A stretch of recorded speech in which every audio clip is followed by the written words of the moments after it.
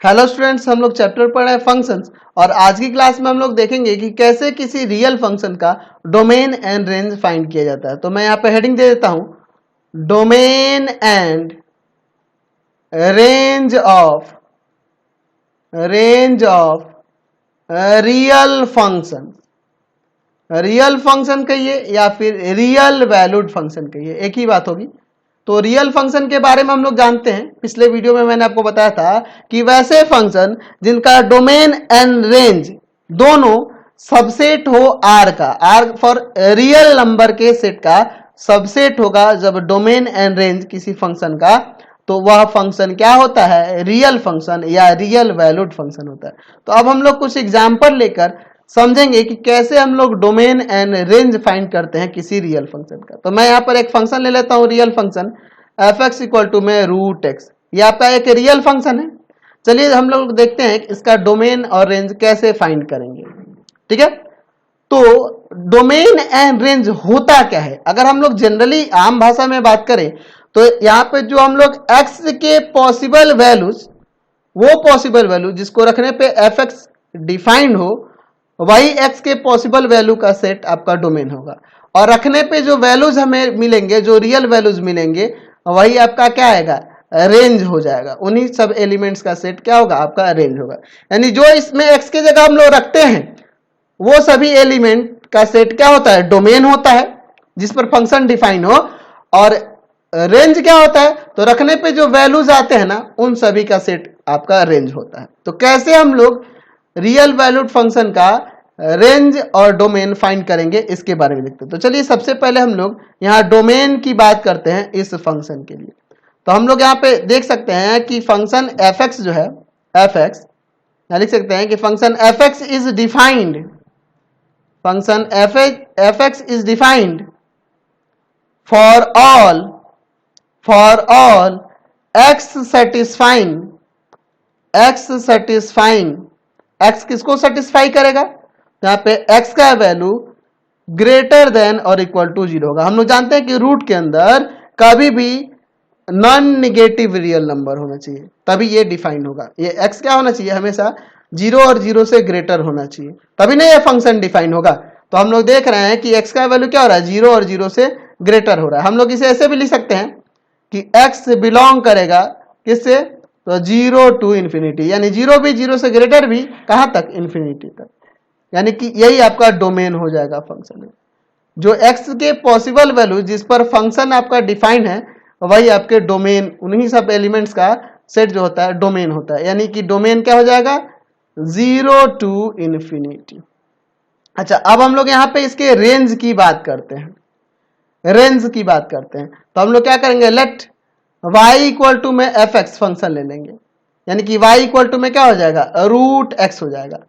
ठीक है। अच्छा, हम लोग क्या देख रहे हैं कि डोमेन में देखिए, यानी x के वैल्यूज की बात करें तो यहाँ x का वैल्यू हम लोग 0 और 0 से ग्रेटर रखेंगे, 0 और 0 से ग्रेटर रखेंगे, तो y का भी वैल्यू क्या होगा, 0 और 0 से ग्रेटर ही होगा, 0 और 0 से ग्रेटर ही होगा।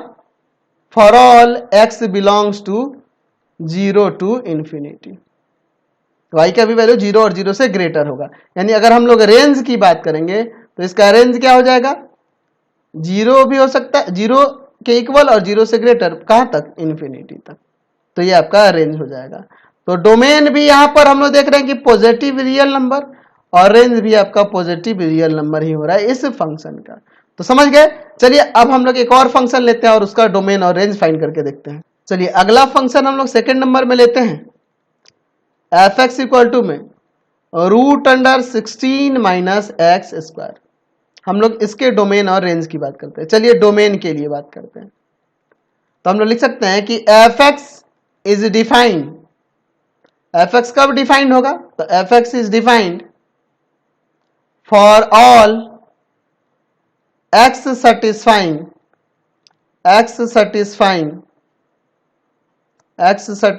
किसको सेटिस्फाई करेगा एक्स, तो यहाँ पे 16 minus x square greater than और इक्वल टू 0 होगा, क्योंकि रूट के अंदर कभी भी निगेटिव भी नहीं होगा, यानी 0 और 0 से ये हमेशा ग्रेटर होना चाहिए, तभी ना आपका एफ एक्स डिफाइन होगा। अच्छा, इसको आप इन दोनों को उधर ले जाओगे तो यहाँ पे हो जाएगा एक्स स्क्वायर प्लस का, और ये माइनस का हो जाएगा, और लेस देन इक्वल टू 0 आ जाएगा। तो आप इसे देखो एक्स स्क्वायर माइनस 4 का स्क्वायर कर सकते हो, is less than equal to 0, यानी यहाँ एक्स माइनस 4 और इंटू एक्स प्लस 4 आ जाएगा। तो यहाँ से हम लोग कह सकते हैं कि x जो होगा -4 के इक्वल होगा, 4 -4 से ग्रेटर भी होगा बट लेस देन और इक्वल टू 4 होगा। आप देख लो -4 to 4, यहाँ -4 रखोगे तो 0 आ जाएगा, -4 से ग्रेटर आप कोई भी यहाँ पे वैल्यू रखोगे तो ये पॉजिटिव रियल नंबर आएगा, यानी fx डिफाइंड होगा। और 4 से लेस देन और 4 के इक्वल टू तक ही। अब इससे आगे बढ़ेंगे या इससे इधर बढ़ेंगे, यानी -5 रखेंगे तो रूट के अंदर नेगेटिव आएगा, यानी ये fx डिफाइंड नहीं होगा, इमेजनरी आ जाएगा, रियल नहीं होगा। ये से 4 से ग्रेटर भी जाओगे तो यहाँ पे आपका इमेजनरी आ जाएगा, यानी -4 to 4 तक के लिए ही ये फंक्शन डिफाइन हो रहा है। यानी डोमेन क्या हो जाएगा इस फंक्शन का, डोमेन क्या हो जाएगा, तो डोमेन हो जाएगा -4 to 4। आप इसे सेट के फॉर्म में ऐसे भी लिख सकते हैं कि x इसका एलिमेंट है और x बिलोंग करता है r से और x का वैल्यू क्या है -4 के इक्वल या -4 से ग्रेटर बट लेस देन और इक्वल टू 4 है। चलिए अब इसी फंक्शन के रेंज के लिए बात करते हैं, तो हम लोग सीधे लिखेंगे लेट y इक्वल टू में fx, y इक्वल टू में fx, यानी y का वैल्यू क्या हो जाएगा, इक्वल हो जाएगा √16 माइनस एक्स स्क्वायर। दोनों तरफ स्क्वायरिंग करेंगे तो यहाँ पे हमें क्या मिलेगा, y square is equal to 16 minus x square. इसको इधर लाए, इसको इधर ले जाए तो एक्स स्क्वायर इक्वल टू में 16 माइनस वाई स्क्वायर, यानी x इक्वल टू में हो जाएगा √16 माइनस वाई स्क्वायर। ठीक है, तो यहां पर हम लोग क्या देख रहे हैं, यहां पे लिख सकते हैं कि यहां पर x इज डिफाइंड, x कैसे डिफाइंड होगा, for all y satisfying, y अब की बार सेटिस्फाई करेगा किसको, तो 16 minus y square is greater than और इक्वल टू 0। अच्छा हमारे पास ये दिया है ऊपर कि x बिलोंग करता है -4 to 4,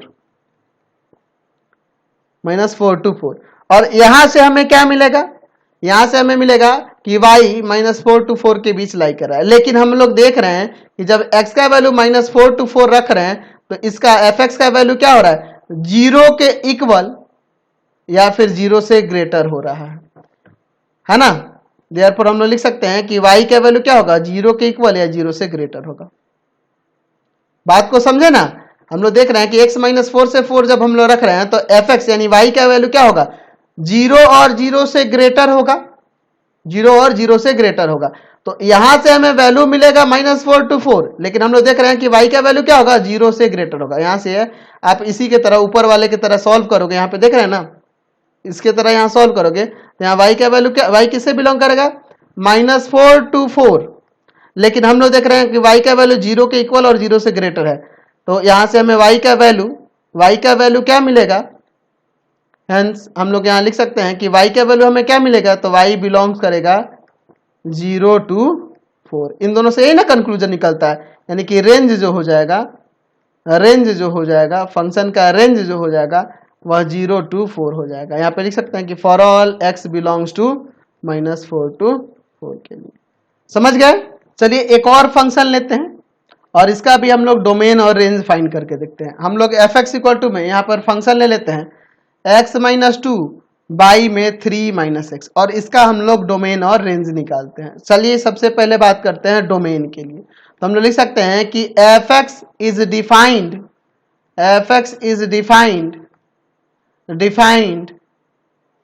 फॉर ऑल x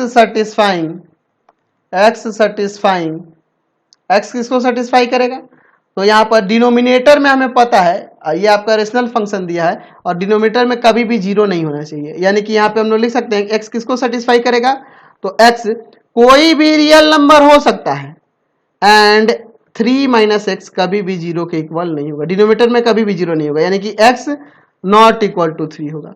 इसका मतलब कि x कोई भी रियल नंबर होगा किसको छोड़कर, बस 3 को छोड़कर। तो यही आपका डोमेन हो जाएगा। डोमेन क्या हो जाएगा इस फंक्शन के लिए, तो r माइनस किसको छोड़कर, 3 को छोड़कर, कोई भी रियल नंबर बट 3 को छोड़कर। यहाँ 3 रखोगे तो ये नॉन डिफाइंड ना हो जाएगा, तो डिफाइंड होने के लिए कभी भी डिनोमिनेटर में 0 नहीं होना चाहिए, यानी कोई भी रियल नंबर हो सकता है बस 3 को छोड़कर। अच्छा अब बात करते हैं इसके रेंज के लिए। तो रेंज के लिए हम लोग लिखेंगे लेट y इक्वल टू में fx, यानी y इक्वल टू में क्या हो जाएगा यहाँ पर y इक्वल टू में हो जाएगा आपका x minus to, F x का वैल्यू रख दे रहे हैं, और y में 3 माइनस एक्स। यहां से हम लोग x का वैल्यू निकालेंगे, तो इसको ले जाकर उधर मल्टीप्लाई करेंगे तो 3y minus x y equal to में x माइनस टू। इसको इधर भेजते हैं, इसको इधर भेजते हैं, तो क्या हो जाएगा 3y plus two equal to में x प्लस में एक्स वाई। तो वहां से x हम लोग कॉमन कर सकते हैं, 3y plus two equal to में x कॉमन करेंगे तो 1 प्लस वाई बचेगा। इसको लाएंगे डिवाइड में तो 3y प्लस टू बाई में 1 प्लस वाई, ये x का वैल्यू होगा। तो x कब डिफाइन होगा, जब डिनोमिनेटर में यहाँ पे जीरो नहीं आएगा। यानी पे लिख सकते हैं कि x is defined for all y satisfying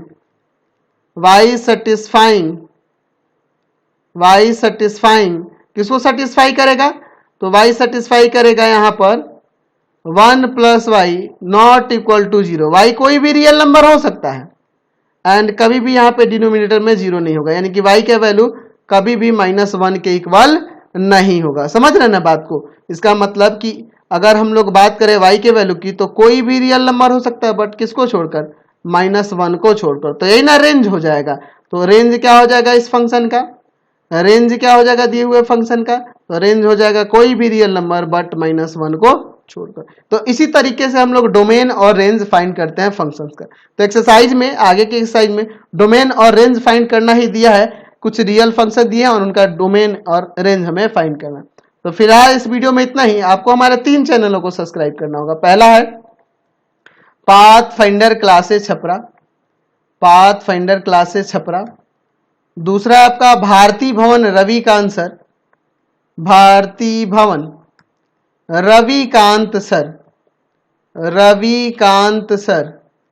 और तीसरा चैनल है रविकांत सर के नाम से। तीनों चैनल को सब्सक्राइब कर लेंगे और इससे रिलेटेड वीडियो के लिए सीधे डिस्क्रिप्शन में जाएंगे। इससे रिलेटेड नोट्स के लिए गूगल पे जाकर सर्च करेंगे www.ravikantsir.in, और यहाँ पर जाकर आप सभी क्लासेस के नोट्स और उनके पीडीएफ को डाउनलोड कर सकते हो और पढ़ भी सकते हैं। इंस्टाग्राम और फेसबुक पे जाके पाथ फाइंडर क्लासेस छपरा को लाइक एंड फॉलो करना नहीं भूलेंगे। Thanks for watching the videos.